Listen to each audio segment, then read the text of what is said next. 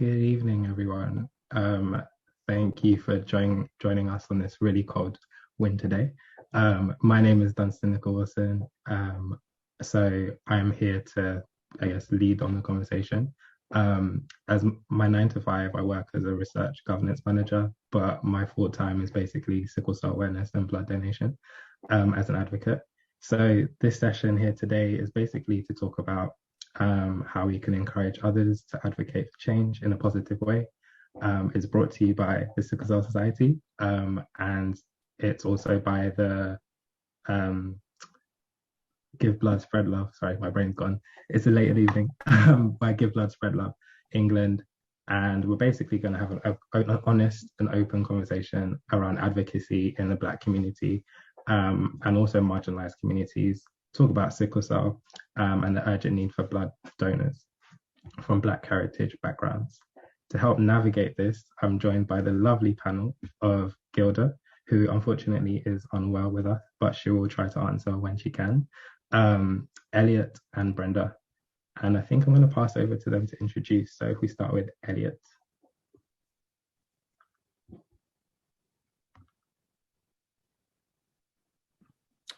Haven't heard that yet today. You're on mute.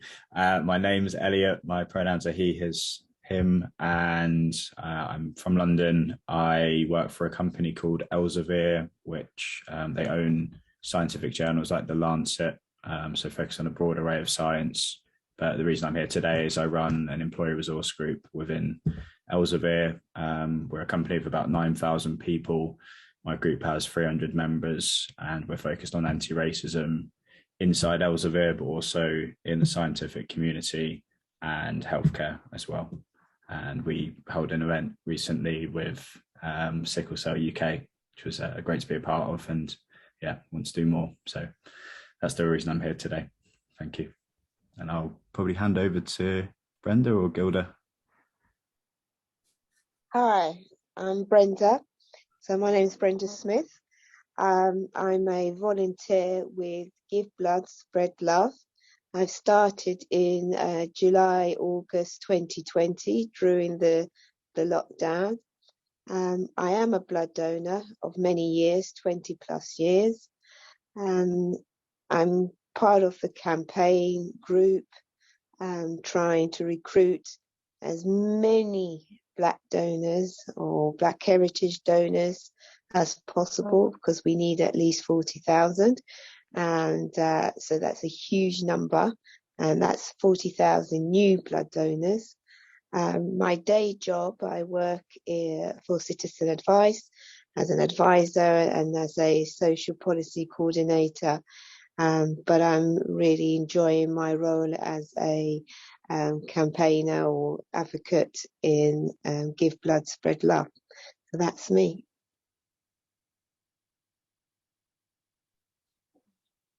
Hi, can everyone hear me? Yes. Okay, the Wi-Fi is really bad, so I might cut off. But I'll just do a quick introduction. My name is Gilde.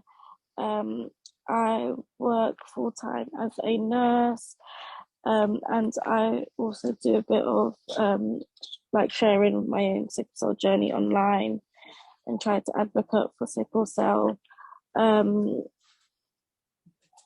Oh gosh, don't know what to say. So I'm currently in hospital at the moment, so I won't be speaking too much, but I've been trying to deal with this pain for about a week now, and I just really didn't want to come into hospital over the weekend. So I thought today should be a better day to come in. I'm at the day unit, but I will be staying the night, so they're gonna move me soon.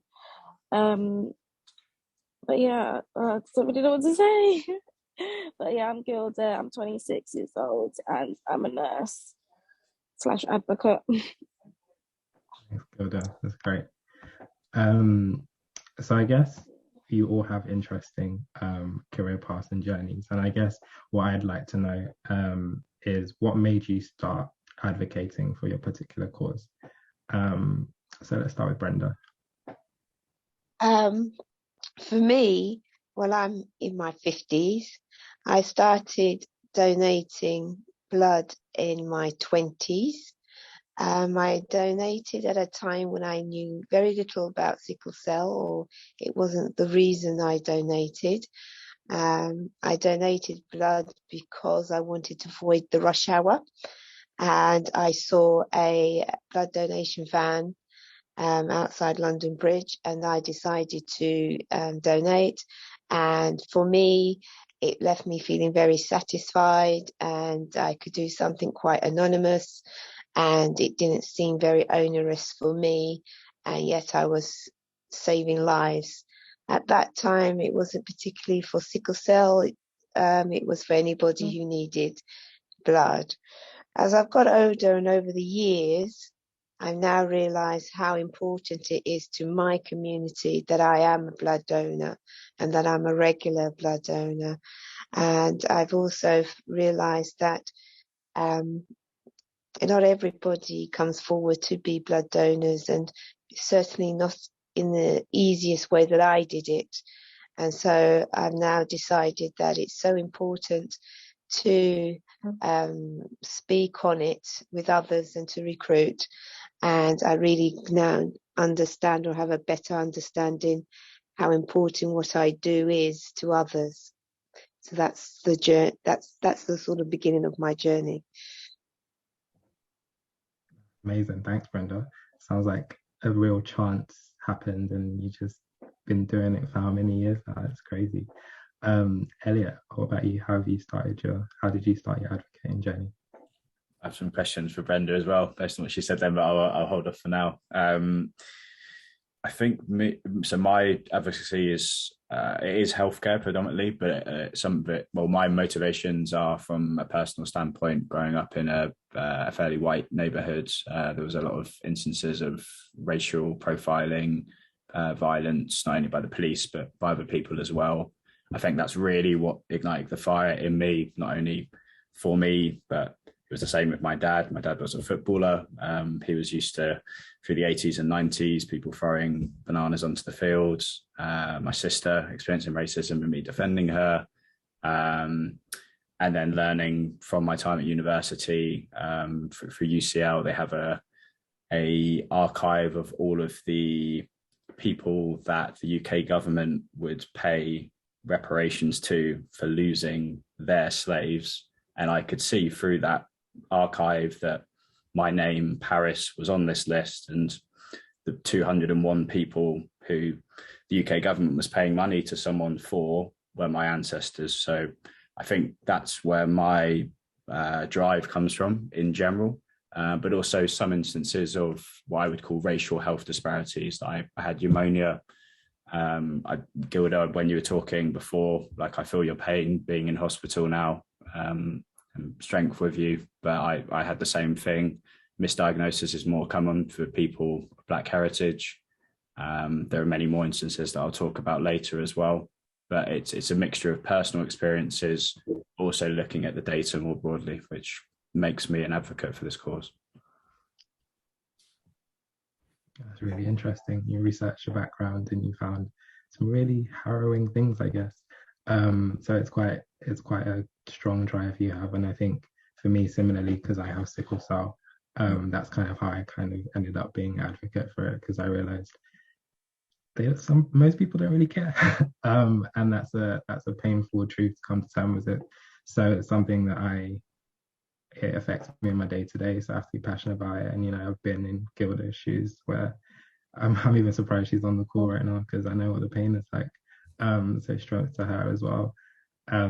So it's really interesting how everyone sort of come together to advocate about a similar cause, based on completely different starting points, which is really interesting. I guess the next question I had was, oh, by the way, I didn't say, if anyone has any comments or anything, please do put in the chat. If you want to ask any questions as well, please feel free. So I guess the next question I want to ask, what advocacy tactics do you guys use in your day-to-day? So how do you encourage other people to come onto your way of thinking? Elliott, if you don't mind, pass back to you.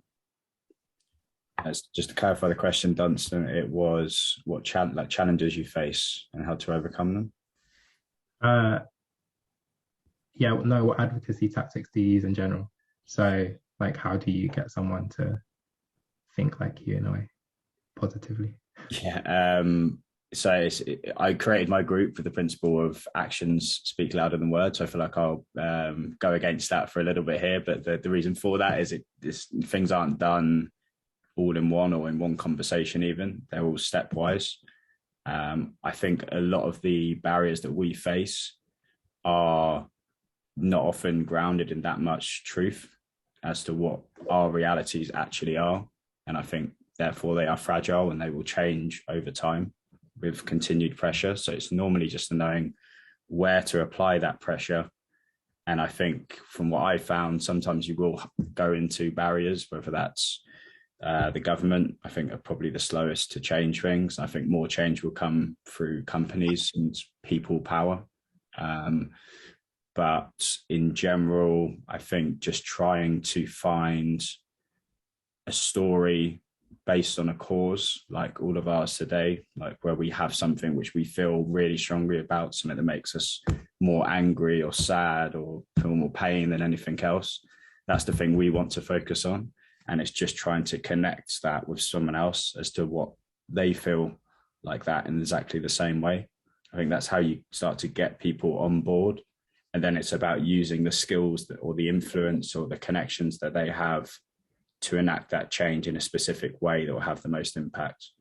And that's where I feel like, again, I don't want to go into too much detail on this, but I feel like so my work outside of Elsewhere, I work with London's Black Lives Matter chapter, a tribe named Atari, Atari meaning impact in Swahili. And I think to create impact, as I said, I don't think it will come via the government. I think it will come via other methods. And it's just about trying to use the power that we do have. Yeah, no, that makes a lot of sense. I think there's a lot of power in the individual and the stories that we have to share, because that's how people resonate with things. Like, I remember I knew nothing about blood donation. My doctor used to ask me all the time if I had a blood transfusion, and I just said no, and I didn't think about it. But then when I saw a video of a young girl who needed a blood transfusion, and I saw how it impacted her day to day, I was like, whoa. And then I realized there's not enough people donating, and I was like, whoa. So then just because I had sickle cell didn't necessarily mean that I knew about blood donation, but then relating to that pain and needing of a blood transfusion, I was like, yeah, no, this message needs to get out there. And I started sharing my own story about it and roping my friends in and kind of guilt tripping them. So yeah, I get the story and trying to connect with other people. Brenda, do you have a similar tactic in trying to get people to donate? Well, because my incentive was quite different. So my incentive was to avoid the rush hour. And I thought it was a good way of using my time. But what I have come across as an advocate, and in a sense is one of the barriers, is because I was so casual about blood donation, is understanding where the barriers are for others.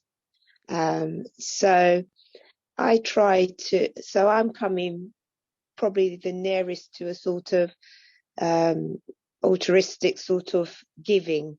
I don't have anyone in my family who has sickle cell.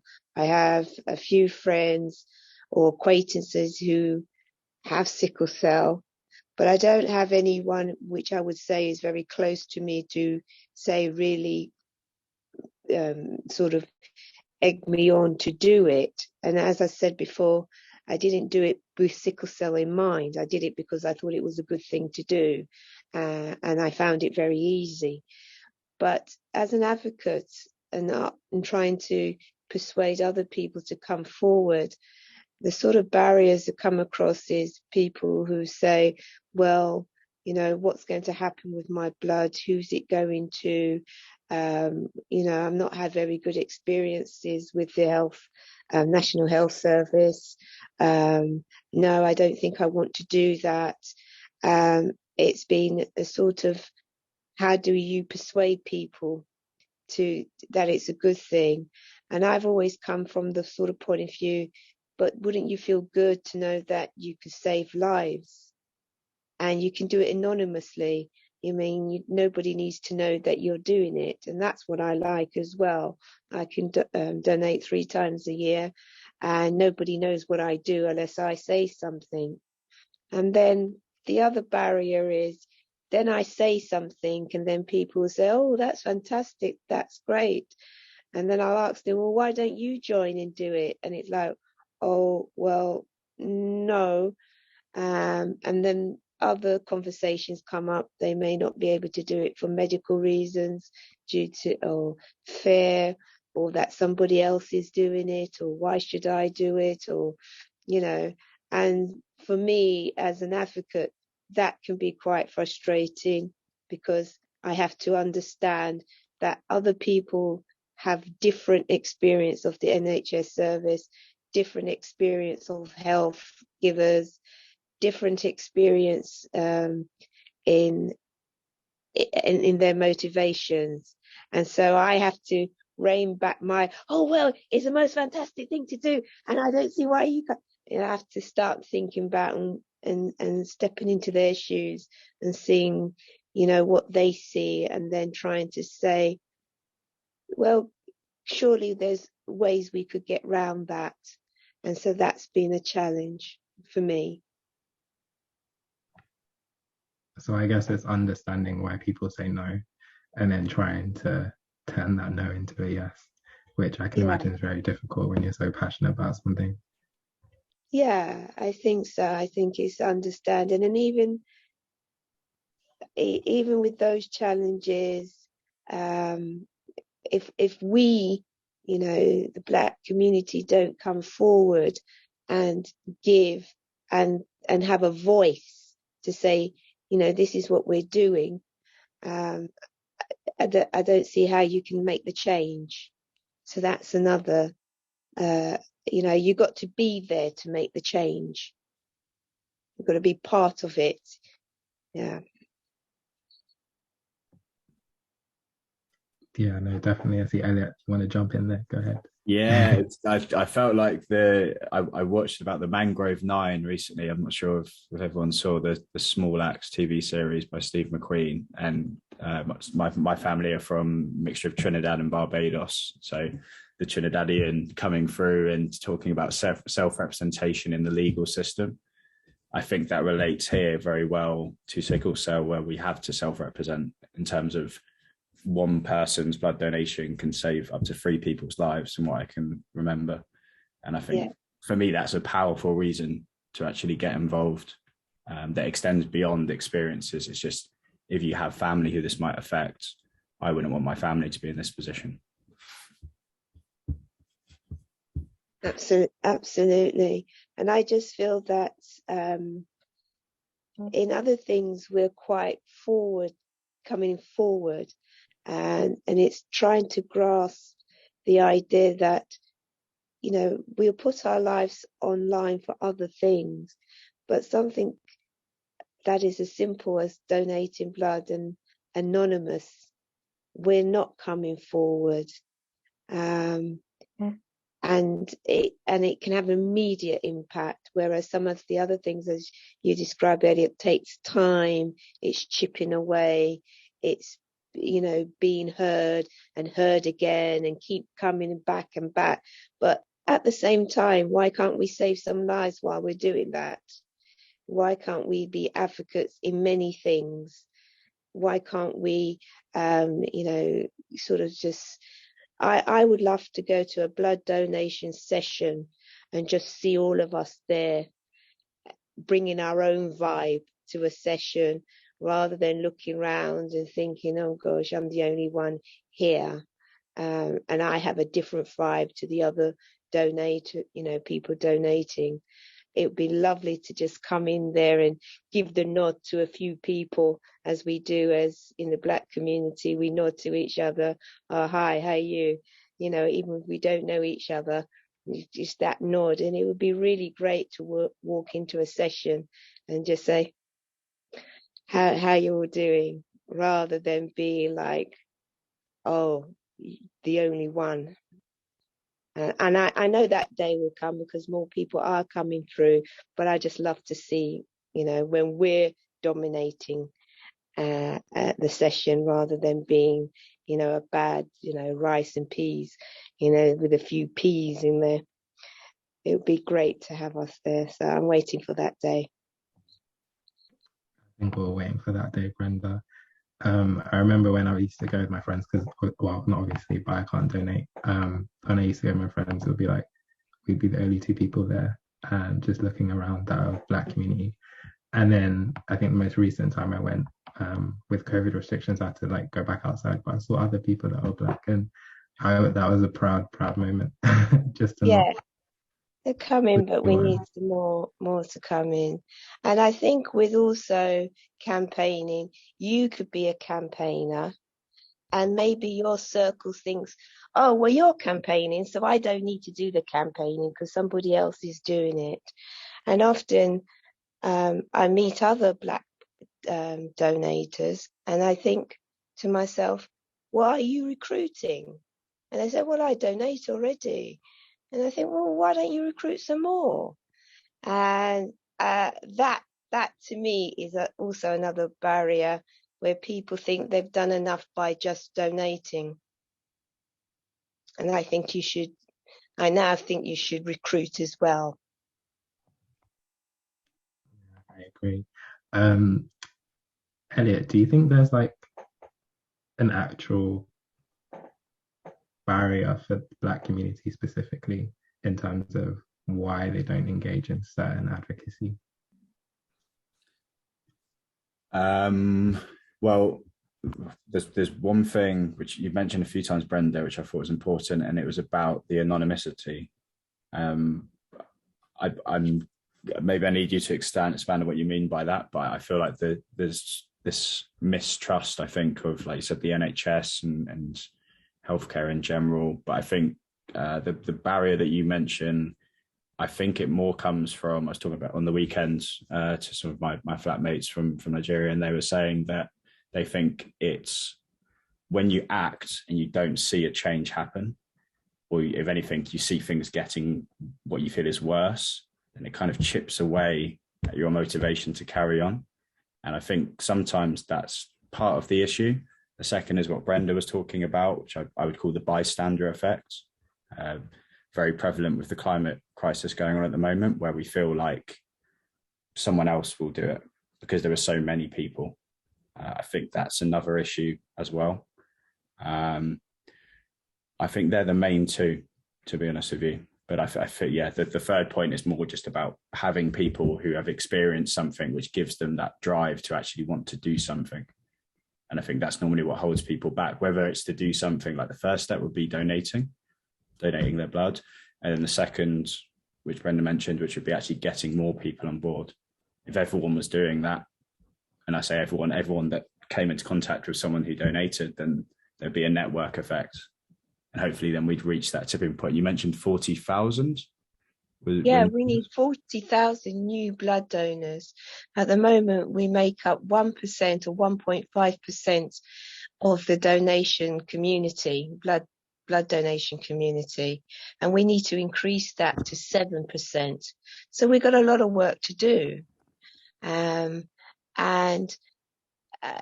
When I say anonymous, I mean, there's different campaigners. There are people who like to, who can be at the front and speak and be seen.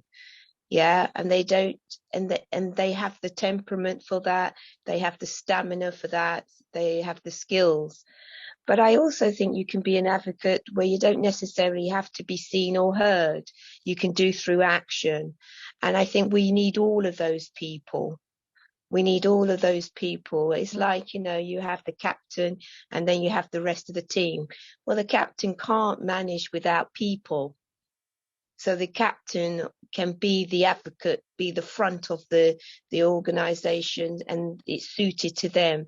But the rest of the team must act and take action. And I see myself as being part of the team, and I let,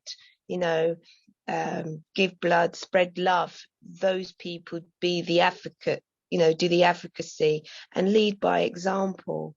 And I think if things don't go right, if we're not part of it, then we can't give the feedback. We can't it becomes more of an intellectual thing or something in your head, when in fact to make change you need evidence, and you need to say, no, you didn't do this, or you haven't done that, or you could do this, and those stories need to be heard again and again. And if we feel, you know, frustrated or you know, can't see change, imagine back in the days where, you know, people were enslaved and stuff. If they didn't keep chipping away and running away, we're all still being enslaved in that way. So we need people to be courageous and to take the action. And it's our people when it comes to sickle cell, I think, because it's a disproportionate of us that are affected. And I think if I'm going to do a fight for anybody, well, at least do it for my community, you know, first. I mean, I know it's bigger than the Black heritage community, but disproportionately is affected by Black people. And I think I can do for them. Surely I can do. So that's how I feel. I love that, Brenda. I feel if I could donate, I would. I feel so encouraged by that. I think you gave a great analogy about captains and people doing it silently in the background and working together. Is there a campaign where like you felt really proud to be a part of? You mentioned Give Blood, Spread Love, but is there like a specific campaign where you said, yeah, that was a good one and we got a lot of people? Well, as I said, I'm quite new to the organisation as a volunteer. So back in February, I had my birthday and I was given my 40th donation. So we did a campaign called 40/40, i.e. that I tried to recruit 40 new Black heritage donors. Now, what I'm proud about was able to use that as a theme, but it wasn't easy. You know, I thought it would be a lot more easier because 40 is not a lot, but it has been very difficult to get the 40. And yes, we've had the COVID, the pandemic, and there's real reasons to feel concerned about that. And maybe that was just another layer of difficulty. But I also found out that it was also another layer for people who wanted blood. So if they were used to getting 8 pints, the NHS had found themselves having to divide that in giving 4 pints so that more people could get because they had less blood coming in. So I have mixed feelings about, yes, it was a good campaign, a good idea, but yet again, it showed the difficulty with the other layer of COVID and people being very concerned about that, and rightly so, because it's something unknown, etc., etc. But then I thought to myself, I wish I was a man. I wish I could give 4 times a year. As a woman, I can only give 3 times a year, you know, and so that has also made me more enthusiastic, more determined to give, more determined to make sure that I'm available, I'm well enough to give. Yeah. I'm brave enough to recruit in certain groups. I'm much more assertive. Great. I love the growth. Elliott, have you worked on any campaigns that have been really successful, and how has like COVID impacted any of those campaigns? To be honest, there weren't any formal campaigns I was a part of before COVID, so I can't compare. So I have to scratch off that question. But the campaigns that I have been a part of, which have been good, have mainly been in the response to George Floyd being murdered in 2020. So I was very closely allied with All Black Lives UK, who put on the vast majority of the UK, well, at least the London protests, and then there were spin-offs of All Black Lives UK in places like Bristol and Manchester and Birmingham. Since then, I've been working more closely with a tribe named Atari, who I mentioned at the start of the call. There's one campaign we're working on at the moment, which I have high hopes of, which is it's basically suing Boris Johnson over his inaction to act on the climate crisis and the impact that that's having on our lives today in the UK, but also our heritage families, basically our families in the rest of the world as well. That's the argument we put forward on Friday last week. It's been considered by a judge over the weekend just gone and the next few days. We could make it better because I fear that the three claimants we have, none of them have health conditions which are being impacted by climate policies. I think it will be difficult for us to prove, but there are 11 million people dying around the year from pollution. So I have no doubt that we will be able to find people within the UK. I have no doubt that they're more likely to be from what I would say the lives of the global majority, so like the people of us on the call today. So I think it could be a good campaign, but in terms of the impact, nothing. One thing I did do, which I did like though, was for Elsevier, so the employee resource group I have, there was I can't remember, it had a stupid name, like I think it was Blackout Tuesday. There was on Instagram where everyone was posting the black squares.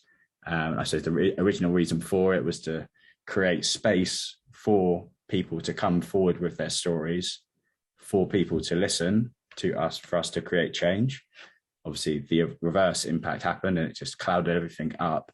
But the principle of it also was that in the music industry where it was focused, you were meant to have one day of either anti-racist action, if you want to be an ally, or just healing. If, like me and many other people, I'm sure it was a tough week or few weeks trying to get our heads around everything and having these difficult conversations.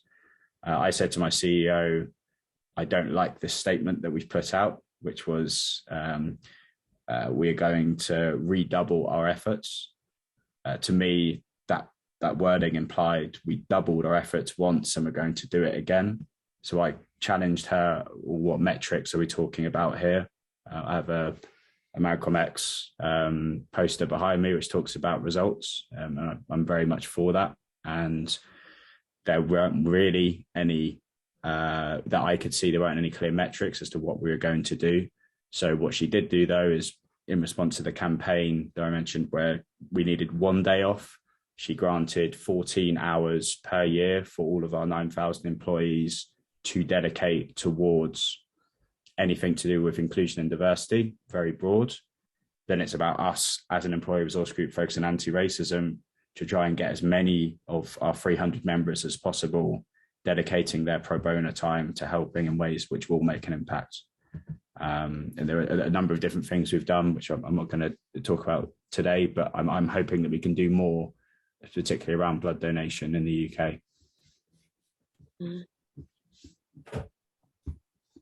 Yeah, no, that sounds amazing. I think facts and figures always like really powerful if used correctly, and the way things are worded.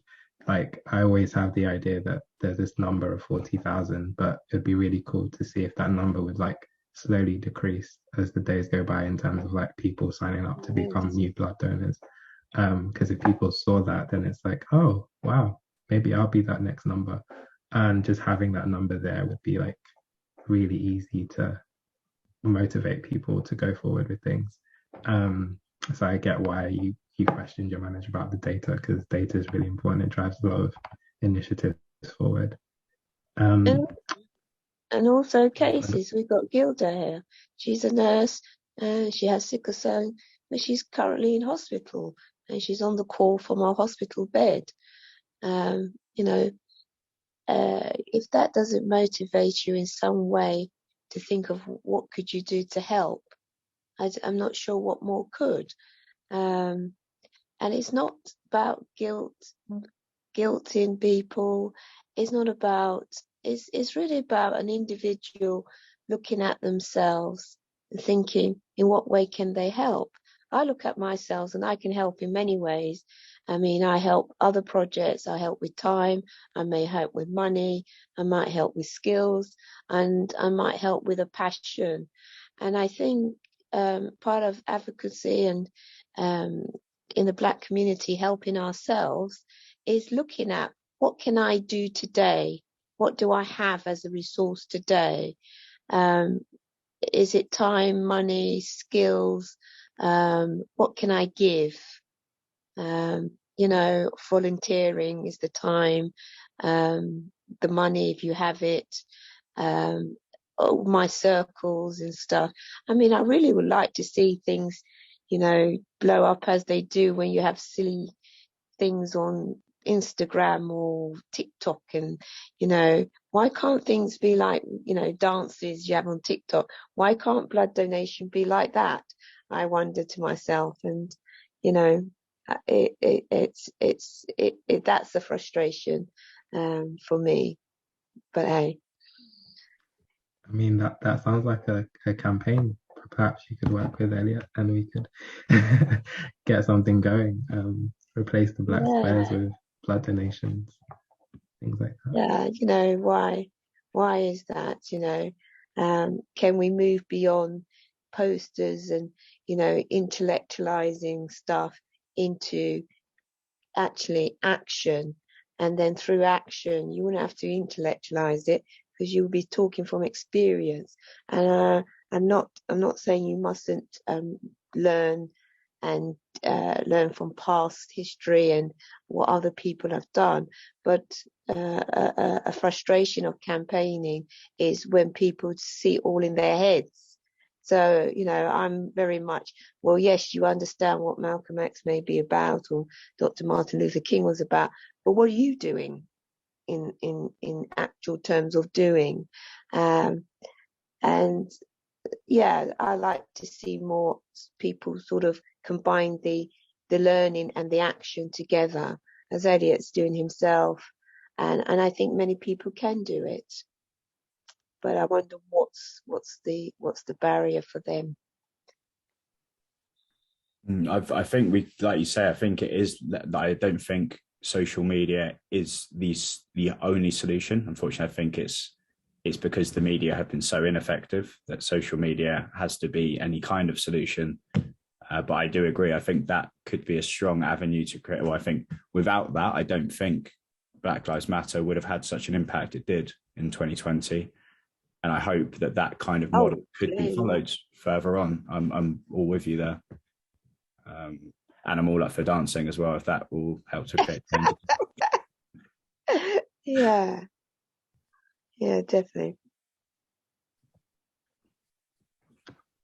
I think at this point it'd be good to open it up a little bit to the audience. If there's any questions or anyone wants to chime in and say how they feel, what's on their mind, so that we can have a broad discussion. Oh, Linda, if you'd like to. Hi, sorry, I'm in my kitchen. I'm making food, but can you hear me? Yes. First of all, thank you so much. It's been really inspirational. I love listening to all of this. I guess, two questions. First of all, as you can see, I'm white. So what can I do to I'm wondering what I can do. Can I approach people? I try to be an ally, but how would people feel if I approach them and say, we need Black blood donors, but I'm not Black myself? I would love to have an input there. And my second question would be, we run a few sickle cell awareness projects. One of them is going into schools, and we want to now start also getting Black blood donations in that. I would love to hear your thoughts of how to inspire younger people, because they cannot give blood donation themselves. I think it's 18. But if you have tips how to approach and inspire young people that at the moment they can give blood, how to do that.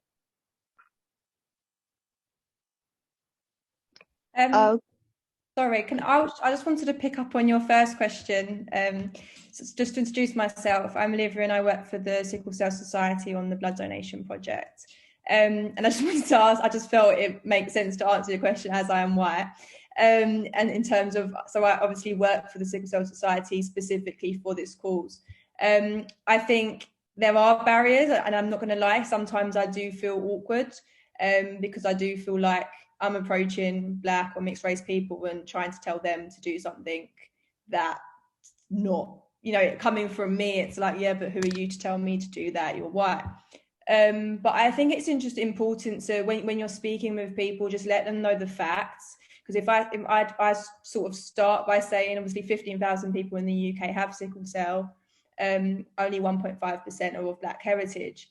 And that is separate to the fact of who it's coming from. Those are statistics. And knowing that you can save the lives of 3 people, I can't personally do that for the sickle cell cause. But I think it's just about letting people of Black heritage know that this is the case.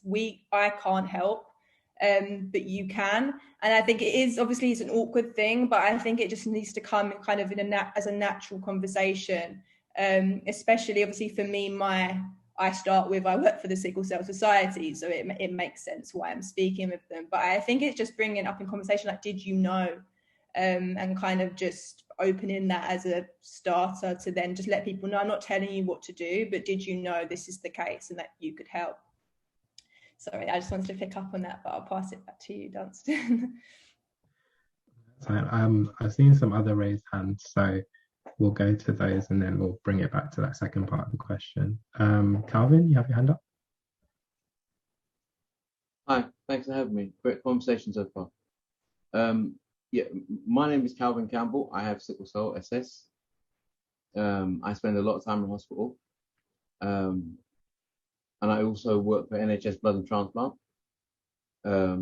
So my main job is to encourage more Black people and people from Black heritage to donate blood and to get people to donate blood, irrespective of your color.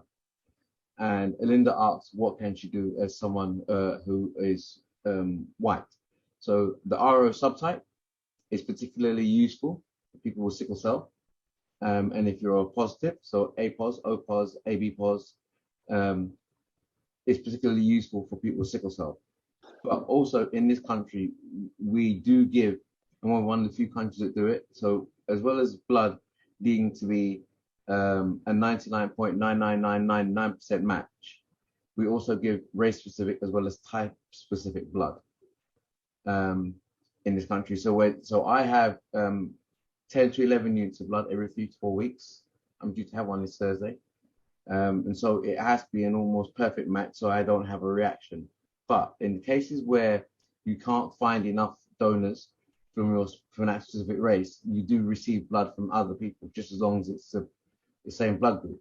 So it's not that someone white can't give, you can give, because I will receive your blood if they can't find enough. And unfortunately in this country, Black and ethnic minority only makes up just under 1.5% of the population of blood donors. Organ donations is half that. And we don't give enough. And like some of the others, I've heard every excuse you could possibly hear as to why our community doesn't give. And even when you explain to them that sickle cell is the world's largest genetically inherited illness, along with thalassemia, and growing, and Britain's largest, and you still get a negative response and attitude, which amazes me. And you know, and as someone who needs blood to stay alive, it's astonishing. I mean, this year alone, I have lost 9 friends, 2 in the last week.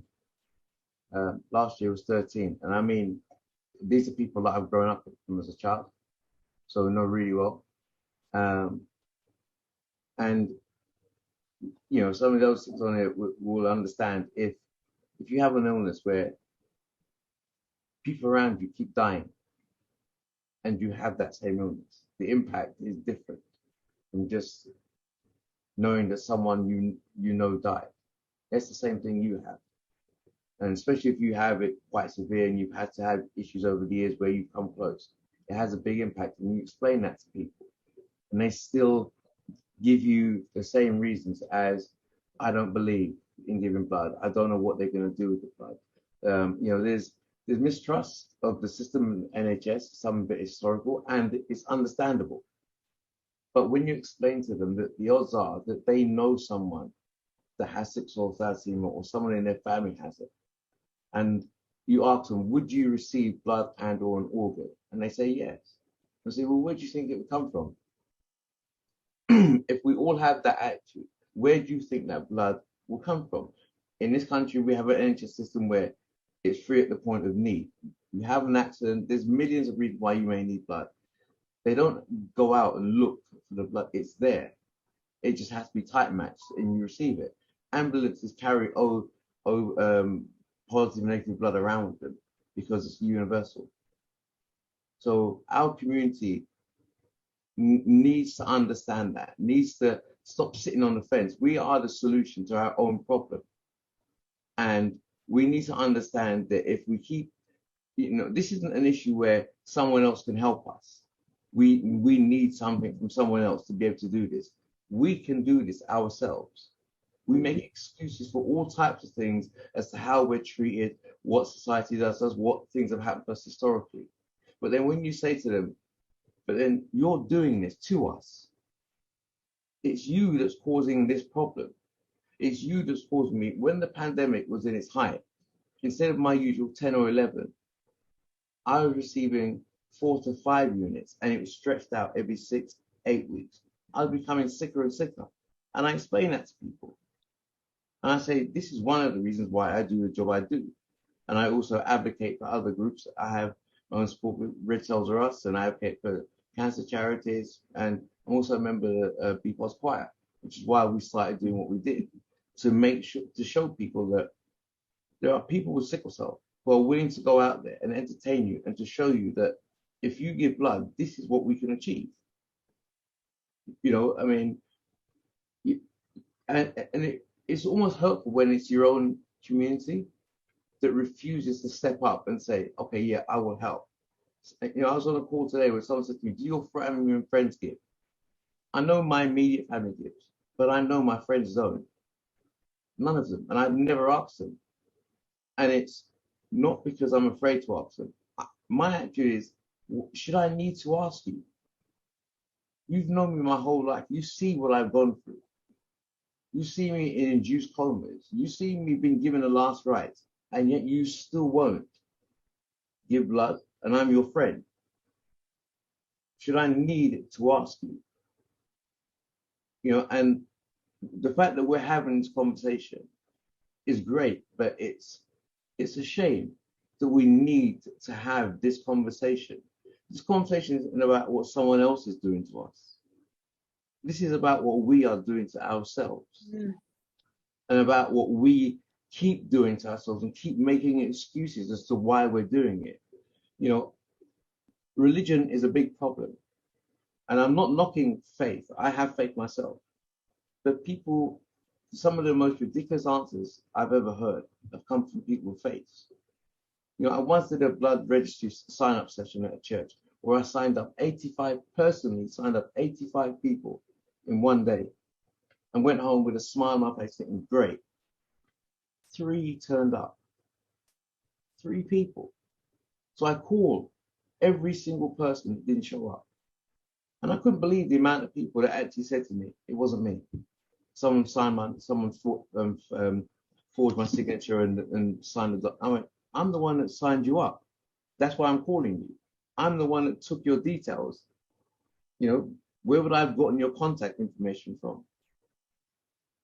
And it's astonishing that people will do that. And you say to them, like other people have mentioned, if it was someone you loved, someone you cared about, a child, your mother, your father, whoever, would you want them to have? And you say, yeah, of course. So where do you think that will come from? Blood has to be an almost perfect match. Otherwise, your body will reject it and make you unwell, really unwell. I've told people I've ended up in intensive care, woken up weeks later because of mismatched blood.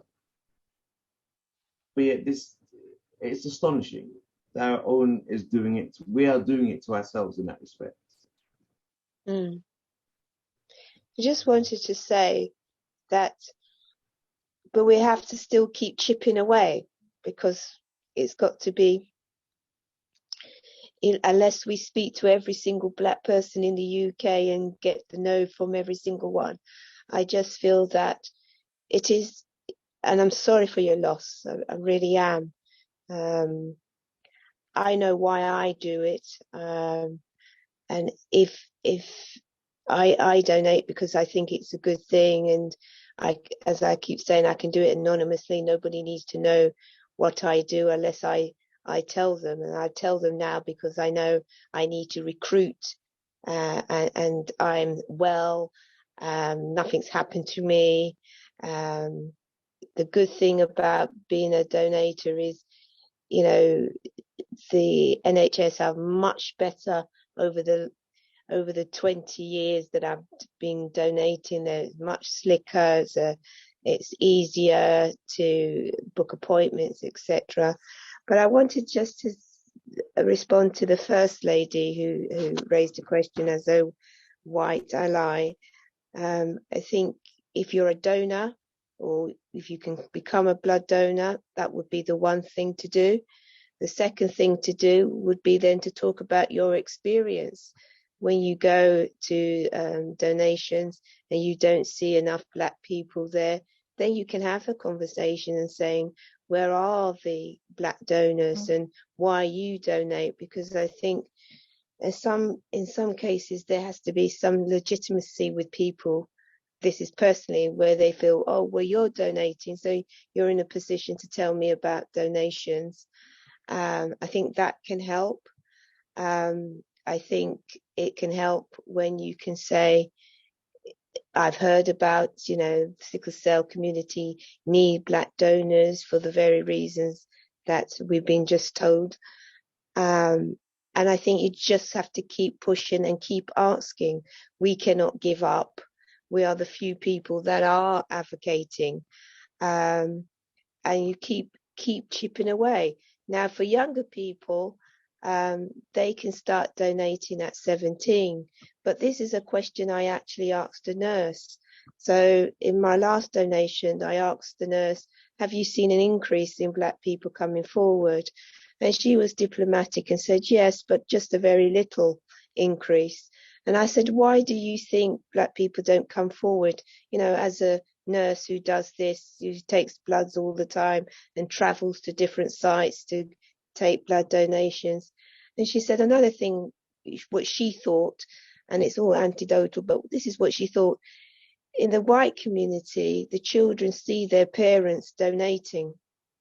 So they come up and they don't think anything of donating. They just do it. And so they do it from the age of, as soon as they can, 17. And they and they just see it as part of their routine.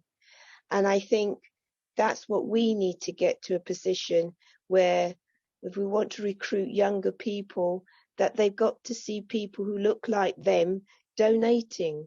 So it's donating for the receiver, it's donating that we continue, increase, and they see it. Because I'm in my 50s, I can go, as long as I live now.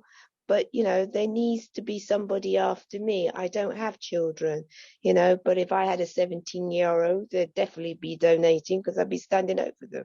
But, that's a different thing, but, if we could, if people could see people donating and nothing happens to them, and just one more thing I like to say really is, when I donate, I get a text message maybe maybe 2 weeks afterwards, telling me where that blood has gone. This is something I would say is relatively new in my 20 years of donating. When I first got a text and I said it's gone to Middlesex Hospital, it's gone to Birmingham Hospital, it's gone to London Central. When it went to Birmingham, I thought, gosh, who in Birmingham would need my blood from London?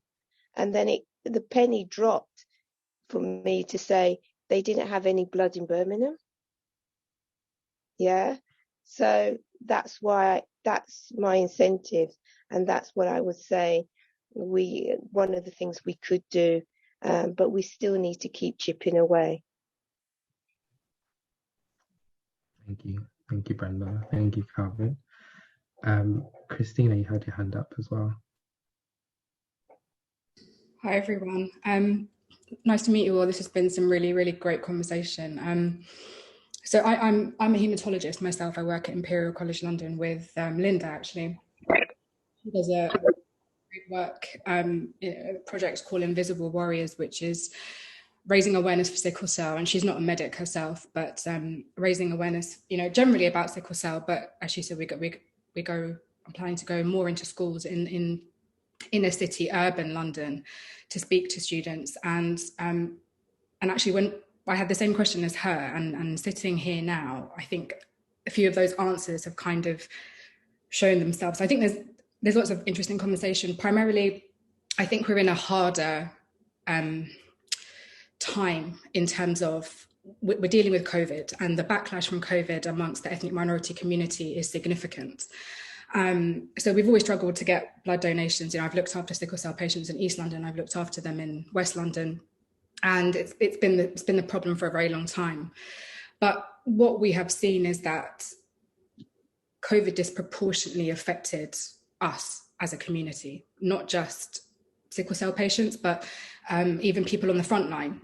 From the domestics who were cleaning floors, who had to kind of come in every day to work on a bus and have 12 kids at home to feed, up to the big top consultants. The people who died, the people who lost their lives were Black and ethnic minority. And there's a lot of anger, there's a lot of resentment, because that's kind of, and I certainly feel that. I'm actually from Sri Lanka, and I came to this country at a very young age, and I've worked always to try and kind of, I guess, behave altruistically and give back to the community. But there's a lot of anger that's kind of grown as a result, and a lot of us thinking, well, actually, we've done so much, but we were treated so badly during that time. We didn't have PPE, we didn't have masks, and a lot of us died. My nurses died, highly skilled haematologists have died. And, how do we come out of that now? How do we encourage a young, group of kind of, especially males, we need male donors especially, to come forward? And I think the fact that there are examples of that here right now is so significant. That is something that, I can't say that when we go out to the schools, I ever thought I could have somebody sat there to say, look, this lady does this, Brenda, she does this, and she does it 3 times a year. And do they understand the fact that if we're actually doing a disservice to the sickle population? Because if we give them the wrong blood, and I'm sure Calvin, working at NHSBT, you will know this, what we do is we give them antibodies, we make them more at risk of dying the next time they have a blood transfusion. And I see this every day, because we're giving them poorly matched blood. So not only are we not doing something for them, we're doing the opposite. We're actually harming them more than we ever thought. And we are doing that. We are doing that ourselves. And in the same way that, my patients who have leukemia, they die simply because we don't have the right Sri Lankan match, or the right, whatever match from an ethnic minority, because and that's just a crime that we're doing that to our own population. And actually, if we talk about the fact that by not donating, we're going to put the sickle cell population at risk of huge repercussions, which, the pictures they put up, and with blood transfusion, always someone sitting there really calmly getting a small pint of blood taken. But it's not like that in hospital. People are, which I'm sure you all know, people are struggling as they sit there having an exchange transfusion, or barely breathe, having a chest crisis. And that is, and you don't want to kind of scare the kids and show them that, but I think at the same time, that is the reality of what's going on. And how much do people know about the actual process? I think people think that they go there and then we take, liters and liters of blood, and then they can't for like a week afterwards. But that's not it. And are we actually saying to them, look, you go in, it's a pint? Are we showing them the size of the bag that they're going to, they were going to take? Are we saying to them, actually, your body is going to regenerate all of those blood cells? You're not at a loss. Your body has the capability of handling that, dealing with that. And it's a very simple process. It takes 35 minutes for the process to finish. You get to have a chocolate biscuit at the end, and you get to go home. And minimizing what that is, because I think, unfortunately, it's become a bit of or blood donation, I have to take a day off work, I have to do this, it's become a huge thing. The realities of what it actually is, I think, is the kids don't know, and I don't think many adults know either. So yeah, I guess my point is just that I think health equity is very topical right now.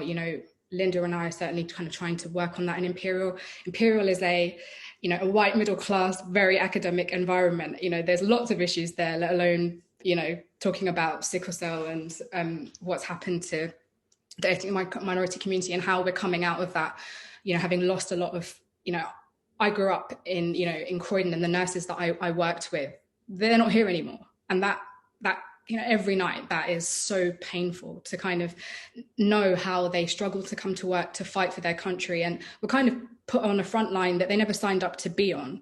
And how do we now get people to kind of come out of that in a positive way and want to now give back?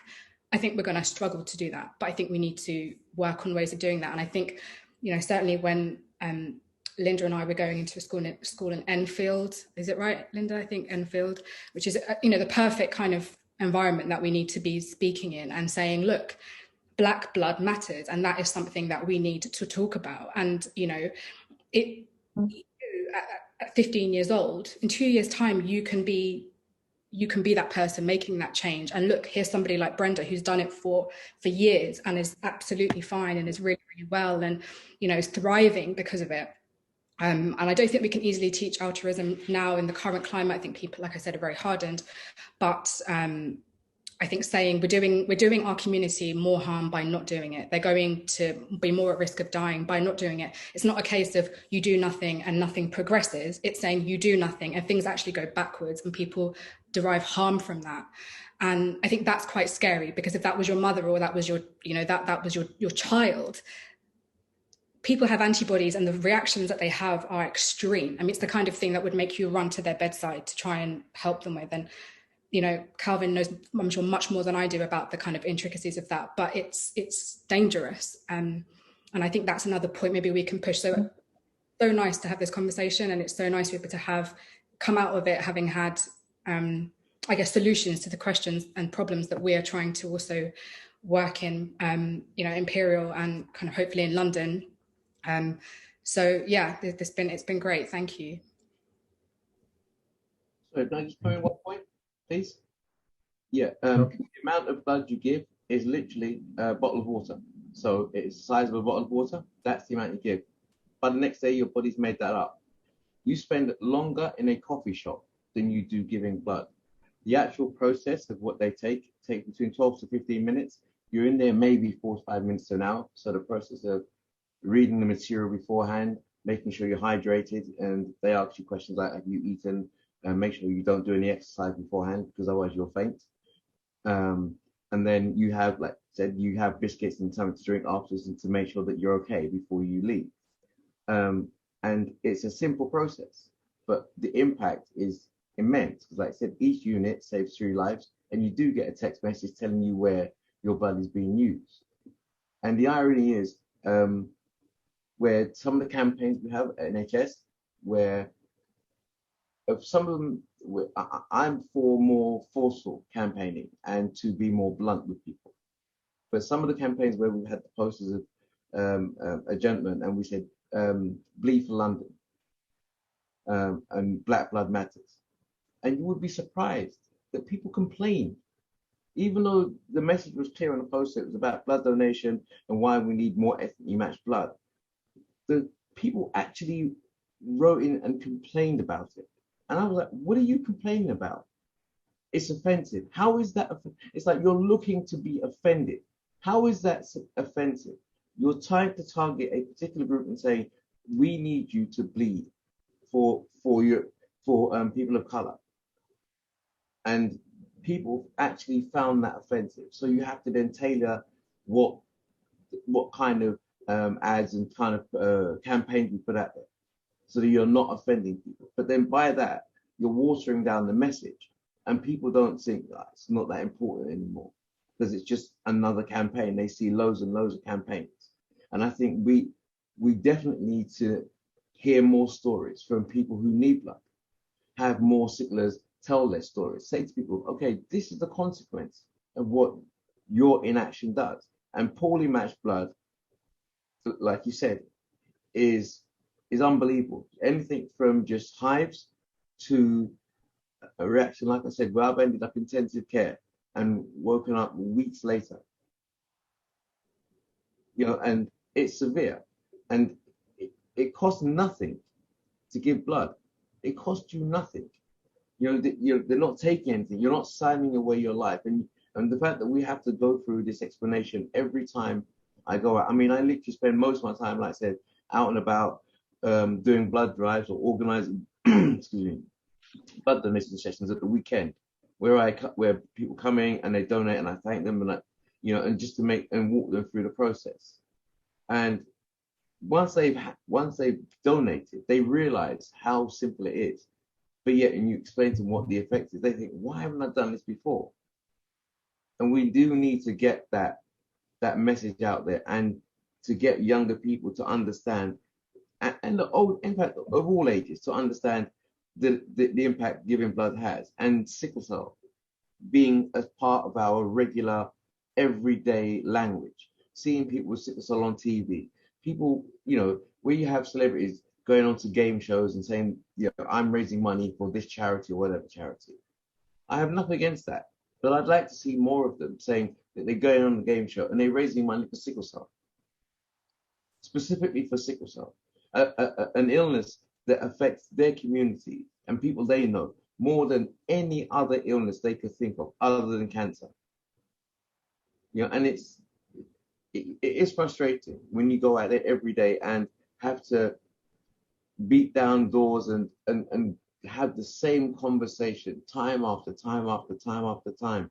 And you think, what does it take to get through and to just say, okay, we hear you.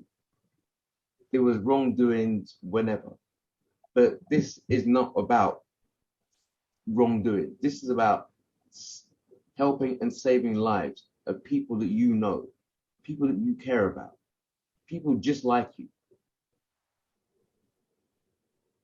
It's heartbreaking.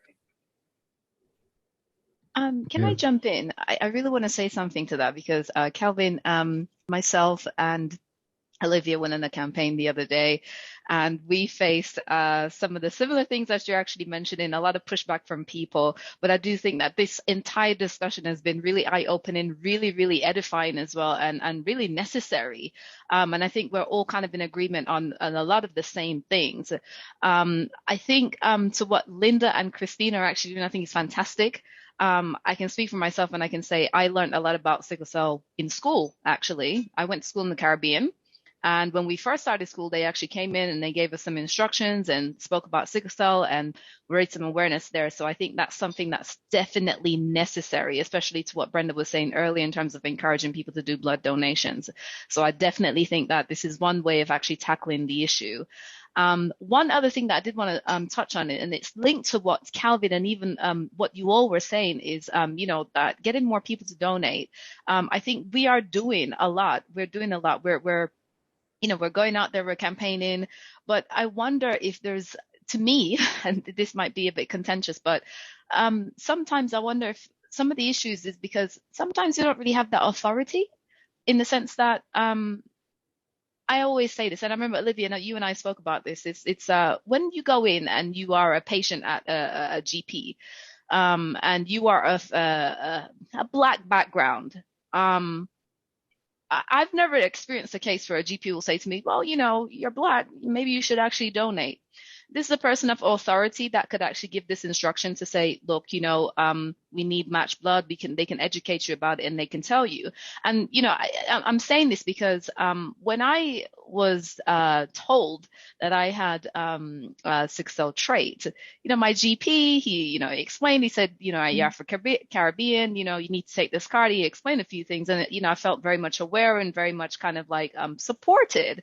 And I wonder if this is like another thing, and it's linked to what Elliott was saying earlier as well about, trying to get the government involved as well. And I think this is part of it because, going into schools, building that awareness is definitely necessary. And it's bizarre that it's really having to come from us, so to speak, and not the other way around. And also GPs, I know they're doing a lot, but this kind of thing, everyone has to pass through GP, children, elderly people, everyone has to pass through there. So, it's just a simple conversation to give that explanation with authority to say, it's a very simple thing to do. You go in, you donate a pint of blood, this is how it works. This is why it's actually necessary to drive more donors.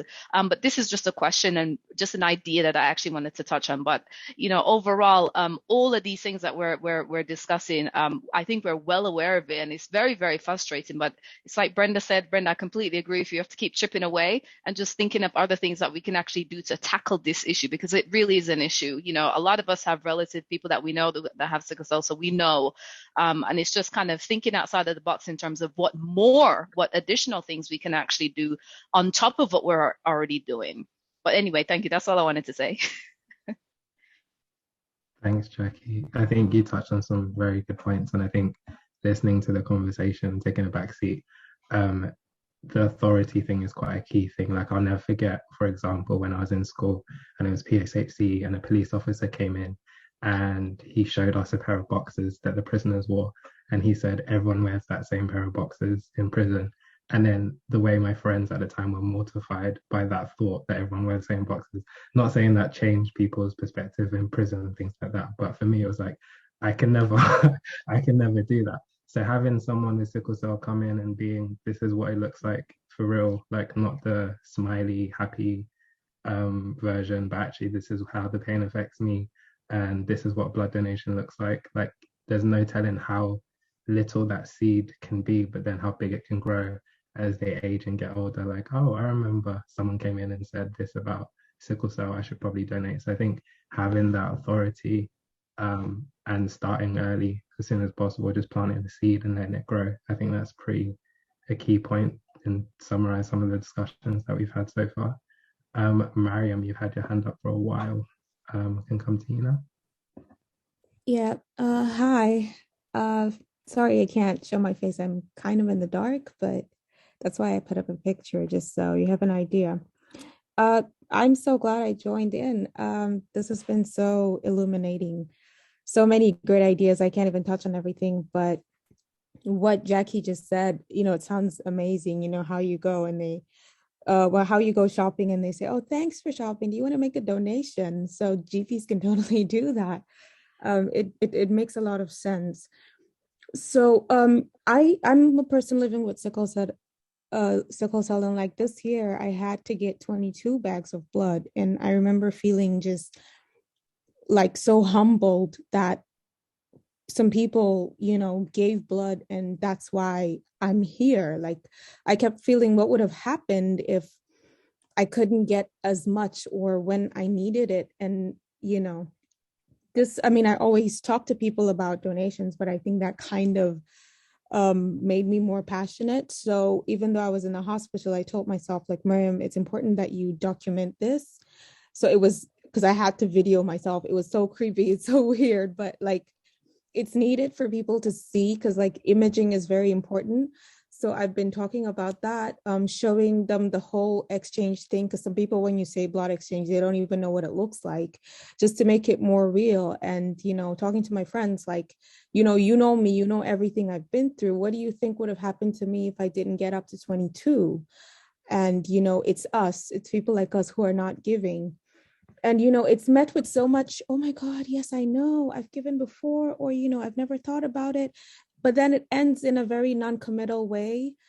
And it's a struggle for me, how to bring it up again, because I don't want to be the pariah, like, oh, here she comes with the blood begging again, so that everybody is, avoiding me. But then, so it's a little tough, getting that balance.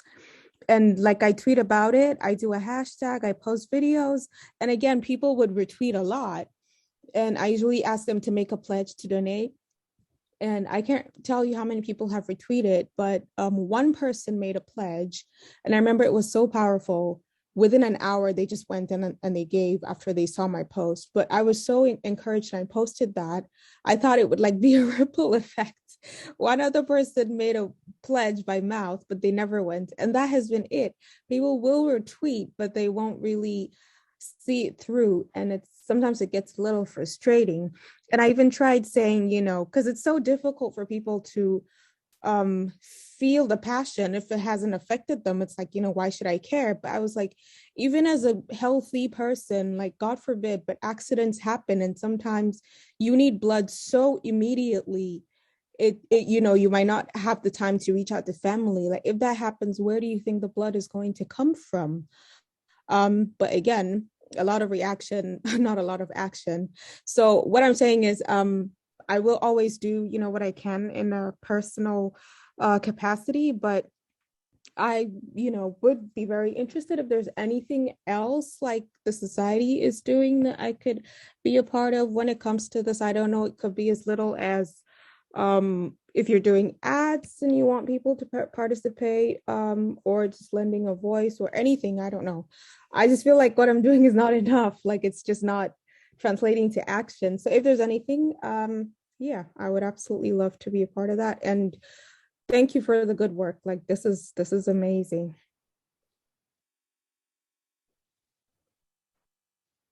Thanks, Mariam.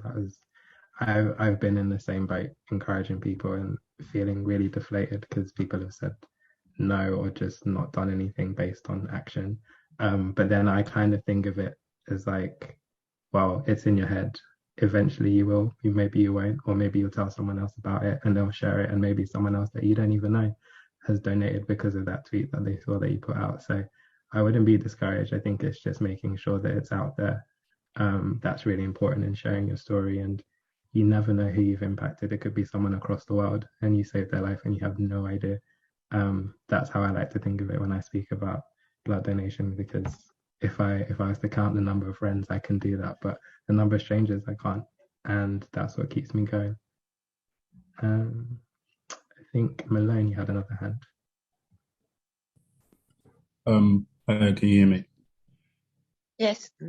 So firstly, thank you to, I'm not entirely sure who organized this call, but just thank you to the organizers and everybody who is on the call, because I think it's a very insightful conversation.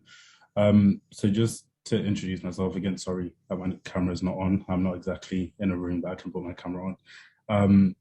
But I am Malone. I'm a medical student at St. George's in London. And last year I started advocating for just people of color as a whole in healthcare. Of course, sickle cell is one of the health inequalities that we know about in the country, Black maternal health, Black men and prostate cancers. There's a whole host of different things affecting Black people and people of color. So from there, I went on to write a handbook, which is called Mind the Gap, which just shows skin diseases on Black skin, Black and brown skin, sorry.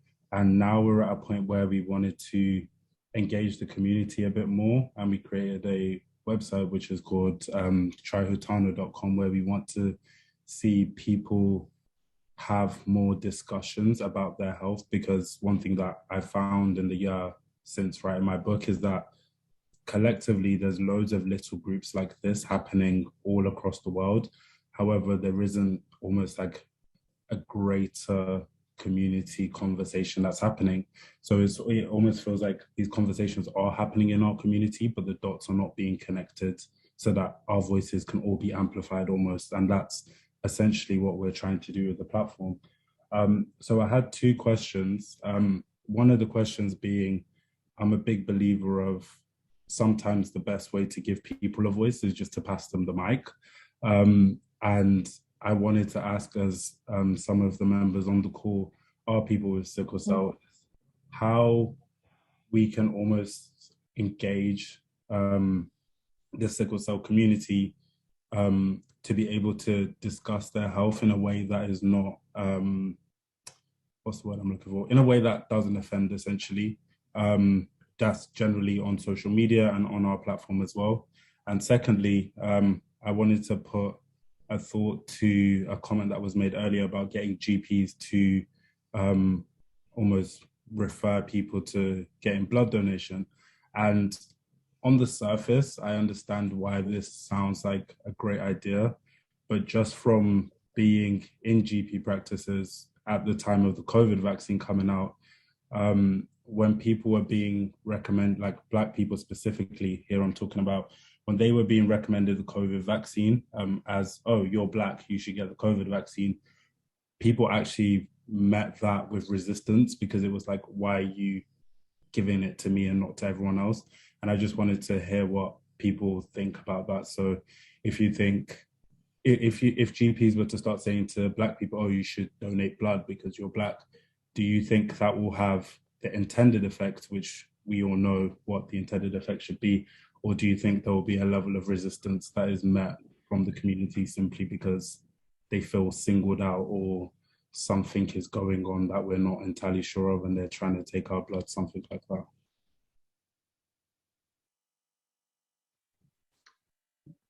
Those are really good loaded questions. I think for the first one, I think what you'll find is online there's actually quite a few from, maybe because I'm actually, maybe not say quite a few because I'm quite in touch with the sickle cell community, but there's quite a few different social media accounts. So you've got Calvin, who mentioned earlier that he runs Red Cells Are Us, if I'm correct, Calvin. You've got Gilde as well, who actually did a documentary for BBC. So she's definitely happy to give a voice when she's feeling better. And there are a few other, myself included as well. And obviously there's also the Sickle Cell Society that works with people that have sickle cell.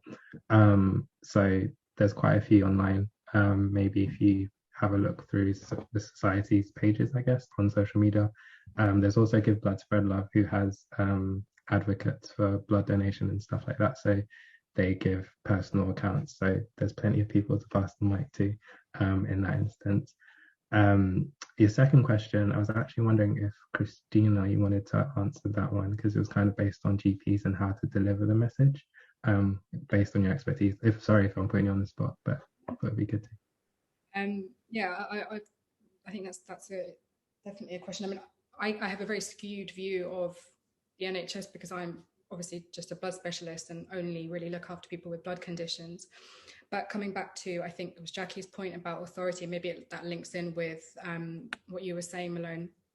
I think we're in a, as much as I was saying earlier, we're trying to deal with the backlash of COVID and what that's done to, ethnic minority communities. I think we're actually in a time where sickle cell is kind of booming, and for a few reasons. So we've obviously had we've heard a lot about Evan Nathan Smith, Richard Okorogie, in the news this year. These are two major cases that, have shown failings in the NHS. And I would say that often when I go and speak to people about Black blood matters and things like that, often what I find, and I ask myself, is that the right route to be going down? Or should I first be talking to people? It should just be about sickle cell, because people don't know what sickle cell is. And I think that, we're in a community here where everyone knows what it is and we're talking about it. But my kind of interest and sort of passion for sickle cell came out of being a specialist, a blood specialist, and seeing my own peers treat sickle cell patients poorly, seeing doctors in A&E not know how to manage sickle cell patients. So I will come down to A&E and I will see somebody saying no to a sickle cell patient when they wanted morphine or when they wanted whatever they needed. And there's something really, there's a moment there when the hematologist comes down and draws up the morphine themselves and gives it to the patient and says, I don't know who really the hell you think you are, but that's not how you treat these patients.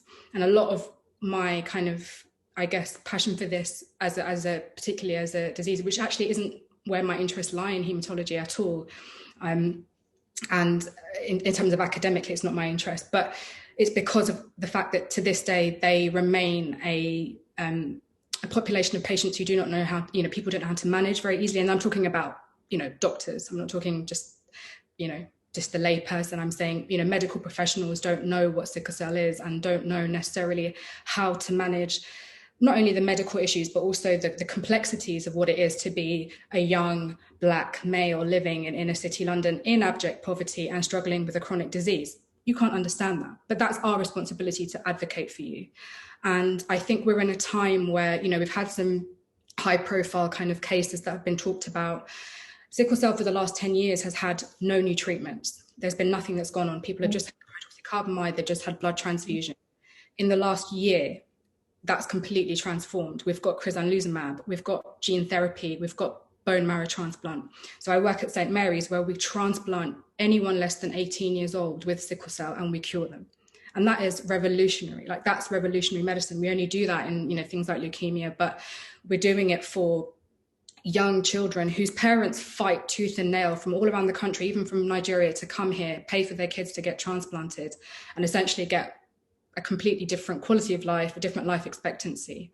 So I think we're in a kind of a place where actually at the moment, this is the time to be talking about sickle cell. Maybe before we talk about blood transfusion, maybe we need to just talk about sickle cell and explain to people what this is as a condition. I mean, these are just questions I ask myself because I don't know what the best thing to do. And that's why it's really good to speak to all of you, because I've seen my own colleagues look after sickle cell patients and look after them poorly. And I'm going to just name that because I think that is happening. And I think there is discrimination. That happens daily, and people are not speaking up for this group of patients. And that is, yeah, I mean, it makes me emotional even to talk about it, because it's incredibly painful to see that, that we're still living in that kind of environment.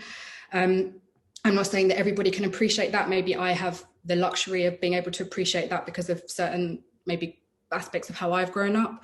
But I still think that as medical professionals and people that are in kind of places of authority, this is what we need to be doing. We need to be, you know, talking about these things. We need to be able to say to people, this is what sickle cell disease is. It's not just some rare thing that happens. It's actually all over London, and we need to talk about it. Do you know that the symptom is pain? No, you don't. And I think going back to the GP question, I don't think, considering I get the calls from the GPs, they don't know how to manage sickle cell. And like, you know, and a lot of it is education. A lot of it is, you know, educating. This is a very specialist condition. It's not, you know, it does require kind of people that know about it. They should be on the call straight away, so on the phone to us straight away, so no one's waiting in A&E for 3 or 4 hours. But I think there should be some responsibility on the GPs. And I think, from my experience, you know, I know like quite a large kind of number of sickle cell patients. I think they would be really pleased to see that we're advocating for them in that way. I can't imagine anyone turning around to me and saying, well, I don't want to be singled out as a, you know, as a minority that needs something that no one else doesn't. I think the sickle population want to be advocated for, unless I'm, you know, that's at least what I have seen in my experience. And I think it's time we start doing that. So when a child is born with sickle cell trait in this country, or sickle cell, it goes down in their red book. You know, that when you have a baby, it's on GP records. It's something that's there. It's, you know, it's common kind of information. How do we talk about that? How do we talk about the fact that when you have a man from Nigeria come in with a lady from Asia, that could be someone with sickle cell and that could be someone with thalassemia? Are we talking about the fact that when you're talking about having a baby, that could give somebody with S beta thal, which is an incredibly painful condition, you know? That is the kind of, you know, that's a GP's responsibility. I'm not going to pick that up, you know? And actually the way diabetes and high blood pressure and all of these things are on a GP's radar, is sickle cell on a GP's radar? Or is it just something you go, well, I'm going to just hand that off to the hematologist? Because there's a lot of it that can be managed. I see obviously the very, really unwell patients, but there's a lot of people that are living incredibly highly functioning lives. And a lot of what I try to do, you know, in Imperial is talk about that, is to say, actually, it's not a disease. These are warriors, and these are people who have incredibly highly functioning lives. I know doctors who are sickle cell who have full blown SS, and you know, and they're able to live incredibly. I mean, Calvin, like, you know, you're doing amazing stuff. It's like, I think it's something that's also should be kind of the community doctors also need to be accountable for. Sorry, I'm talking a lot, but yeah, that's kind of my feeling on all of that. Can I add something in, please, Malone? I think definitely just based on the experience that Olivia and I just had the other day, where, you know, a lot of the people that we met, we were encouraging them to donate. They had no idea about sickle cell. It was bizarre to me. These are Black people. And not even to mention thalassemia, Christina. I'm well aware of that as well. But a lot of them were unaware. And despite that, you know, of course, we did explain to them. But I think, you know, it's coming from us. People are looking at us. We're just general people. But if this is coming from a place of authority, and I'm not just talking about GPs, I'm talking about healthcare professionals. I'm talking about people that people have to come across, pharmacists, doctors, all these types of people that can literally just say, oh, you know, you're of an ethnic minority group, you're Black, read this pamphlet about sickle cell disease, and here's somewhere where you can actually donate. I do believe that there will be some resistance that we will face, because I mean, Olivia and I saw that firsthand, where a lot of people were kind of like, no, why do I need to donate? You know, it's going to happen. However, I think it's one opportunity that is there to just at least build that additional awareness about sickle cell. I think we're doing so much. You know, Christina and Linda are going into schools, but I think there is this additional thing that can be done, just like, you know, how diabetes is treated, how flu awareness is actually done as well. All these healthcare professionals can kind of like take this on to kind of build that encouragement. They don't have to necessarily like explain to them about sickle cell, just handing them a pamphlet to say, read this, you know, just something as simple as that, just to build that awareness and just to build that encouragement in people of this minority group to actually donate more, or to actually register to donate, or even to just be aware in the first place. So yeah, I think the resistance will actually be there, but at least it gives us an opportunity to have more people aware of the situation. And exactly. I just like to come in here, though. I mean, there is the awareness, and I would say in my short time of volunteering, people are aware. It's the discrepancy between my awareness and action. So I'm aware that, you know, people need blood donation, even if you take sickle cell out of it. You know, when I went to donate blood, there was a poster in front of me, and the poster had a Black woman on it, and it was about childbirth. She needed blood donation during, you know, giving birth. Yeah. We need the blood for different reasons. Obviously, we're campaigning for sickle cell, but one of the frustrations I feel as a blood donor is that, yes, you do a lot of awareness. So you can speak, you know, of an audience of 50 plus, and out of that 50 plus, you know, 2 may actually donate. That's not really a good outcome. You know, you would hope that more would donate, and I think the attack or it has to be from all different ways at the same time, till we get to a point where the community cannot say they don't know about sickle cell. You know, I sometimes feel that, you know, being London-based, you know, I'm not always sure that people are saying they didn't know about sickle cell, if that's really true. I sometimes question that. I think it's a way of saying, I don't really want to donate. Now, obviously, you can't make people donate. It's a choice. It should be done without judgment. It is their choice if they donate or not. But I think as a campaigner, what you really want to get people to a place is, you know, really give a valid reason why you wouldn't donate, you know, and it could be due to a medical reason. You can't donate because of a medical reason, but what's the other reason for not donating? And the idea of, yes, lots of things happen to us that puts us off, but we still get on with life, don't we? And actually, how more direct of an impact can you have by donating ethnically matched or blood? I mean, how more direct could you get and more instant? Because blood only has a certain life shelf anyway. It has to be used in a certain time. It has to be collected within a certain time. There is a sense of urgency with blood donation. It doesn't just sit on a shelf forever and more. And I really think, you know, those who are very good at campaigning and doing adverts could really just cut through some of the excuses or explanations, whatever you want to call them, and really sort of say to people, be honest with yourself. Why don't you donate? You know, don't put it on somebody else. what is the real reason you don't donate? And they decided it's not for me. Then we have to accept that, because you can't force them to do it. But I think there's a lot of people who could donate, who may be 50-50, and those are the people we should be really trying to work with. And I think when we do campaigns, we should feed back to what all the organisation is and say, yeah, we had 85 people attended, but only 2 people donated. So, was it a good campaign? From our point of view, no. Awareness, 85, 2 donated. And that's how I feel as a blood donator, doing all this sort of work. That's, so that's how I feel. So, do you mind if I come in? Yeah, sure. To answer Malone's first question about giving us a voice, I think that is super important. Taking out the issue of blood donation, the issue of raising awareness of sickle cell, what sickle cell is, and thalassemia, and the numbers it affects, is not a minority illness. We are not, and I know people said and they don't mean ill of it. I find the word disease offensive.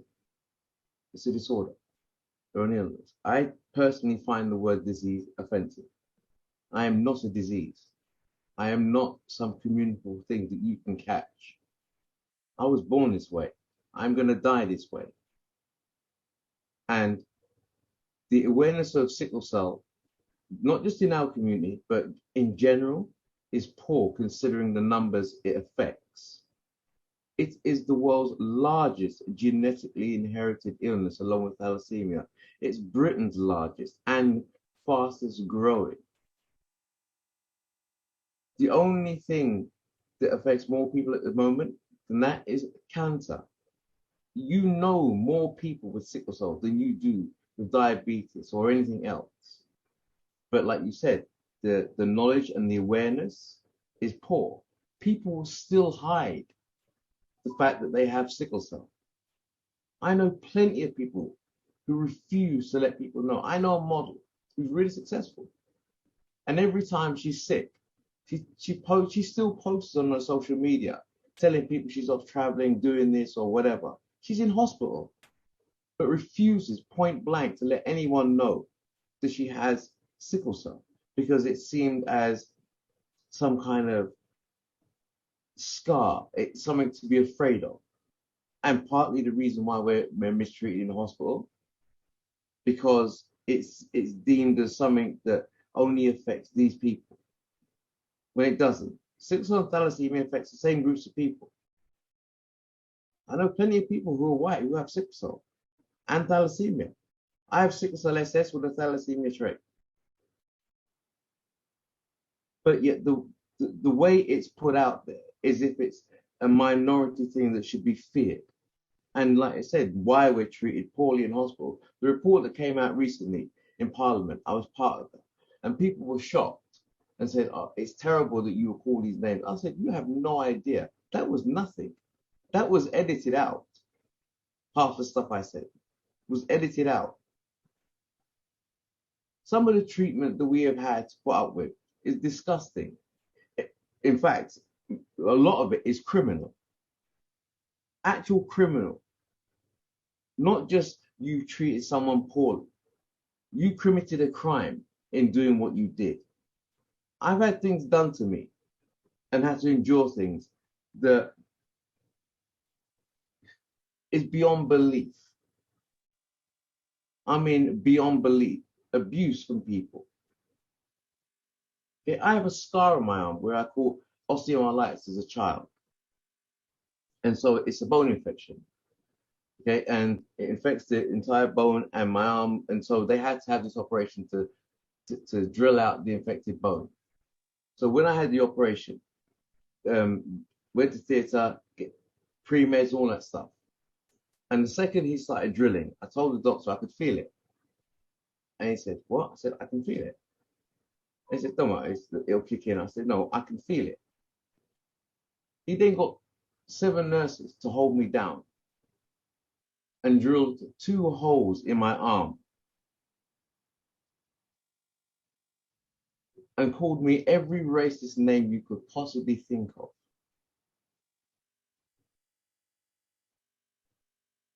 Then took a scalpel and dug out what he needed to dig out and carried on drilling. This went on for hours. I refused point blank to cry or to call for help. These are people who are sworn by the very definition of their job to do no harm. But yet you held me down and drilled holes in my arm, took a scalpel to me, and I could feel every single thing you did.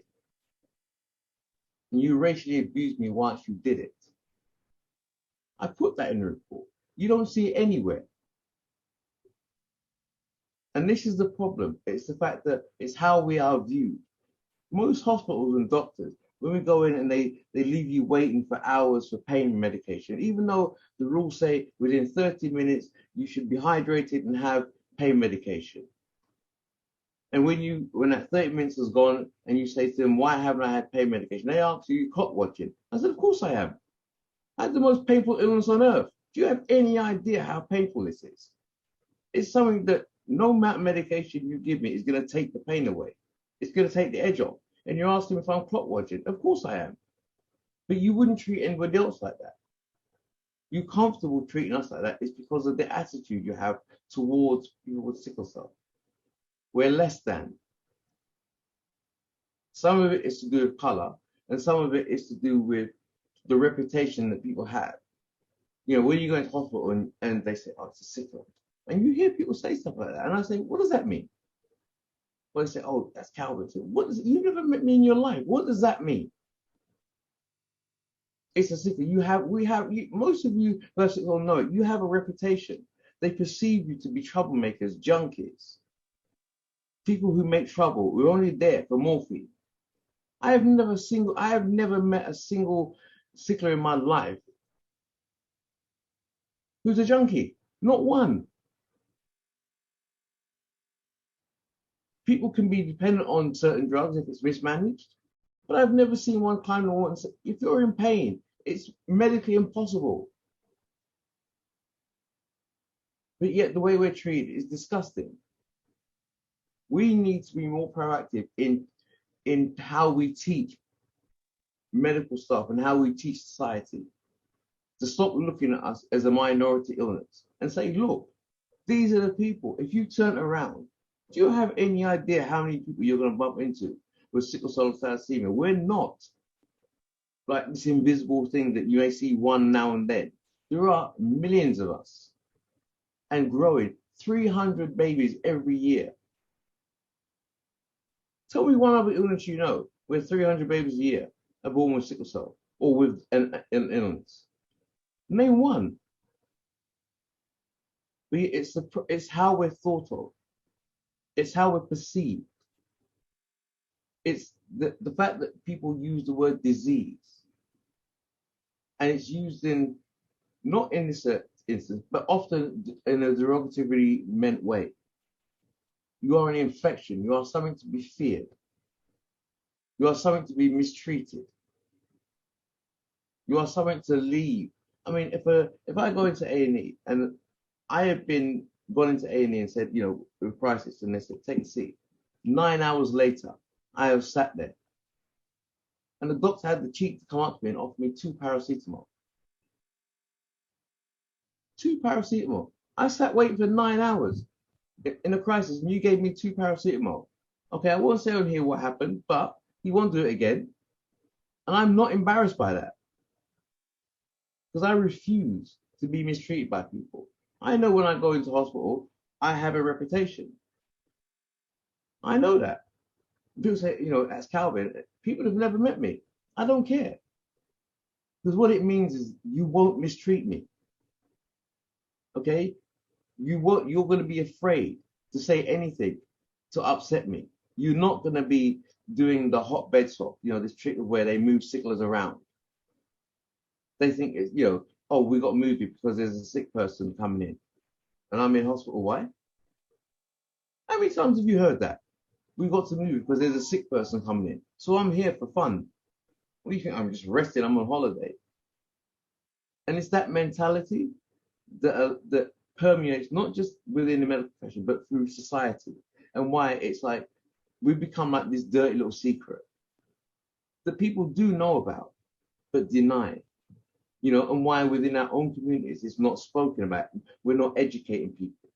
We're not telling people, okay, when you get married, make sure that your partner doesn't have sickle cell thalassemia in their family, because the odds are that you will have children with sickle cell thalassemia or carry a trait.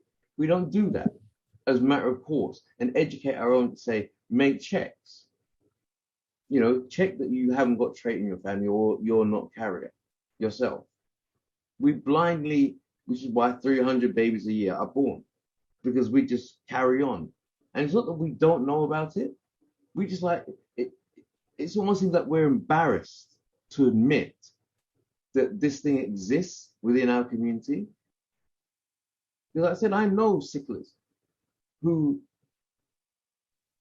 suffer in silence. I know someone that was at university in another part of the country, a long way off, had a crisis, took a train to come down to London to be admitted to hospital, rather than let the people in the university where she was studying know that she had sickle cell. For someone to do that, the fear that you're going to be judged, that you're going to be seen as less, to do that, to travel hours by train, to go to another hospital, another part of the country, just because you don't want to be judged where you're studying.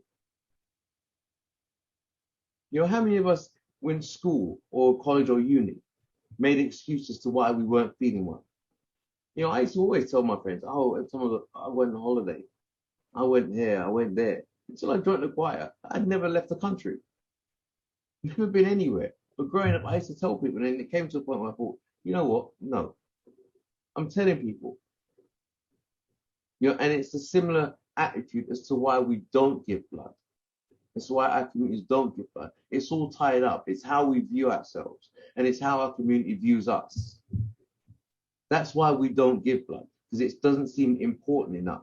If we had a higher view of ourselves and the people that suffer within our community, more people would be willing, like the donors here, we'd be proud to say, I give blood.